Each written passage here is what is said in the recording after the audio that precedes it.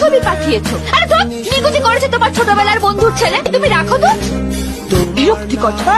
দাঁড়ায় চলে যাচ্ছিস, দাঁড়াবি তো। যেদিকে দু চোখ চায় চলে যাবো। তুই কাঁদছিস? বাড়ির সবাই আমাকে ঘাট থেকে নামাতে পারলেই বাঁচে, সারাক্ষণ শুধু বাড়িতে বিয়ের কথা। তোর একটা কথা শোন, all boys are not the same. Try তো করে দেখ। যে সম্পর্কেই যাই না কেন, ট্রাস্টটাই হবে সব থেকে বড় ইস্যু। এভাবে হয় না মা, হুট করে কাউকে বললেই পছন্দ করা যায় না। আমি তাকে চিনি না, শুনি না। তুমি আমাকে এসব কথা বলো, আমি কিন্তু আর বাড়ি ফিরবো না।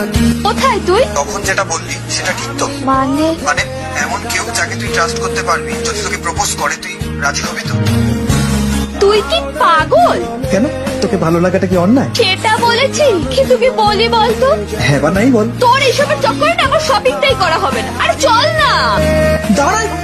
কি বলবো বুঝতেই পারছি না। সময় নেই। বেশি সময় নিলে ছেড়ে চলে যাবি? না, আচ্ছা। তারবেলা হেডফোনে একটু টানাটানি হয় ঠিক, কিন্তু এতে মাঝের দূরত্বটা কম। হবে হয়েছে। আসছি। হাই। মানে তুই আমায় এগিয়ে দিবি না? এই তুই আমার দায়িত্ব নিবি?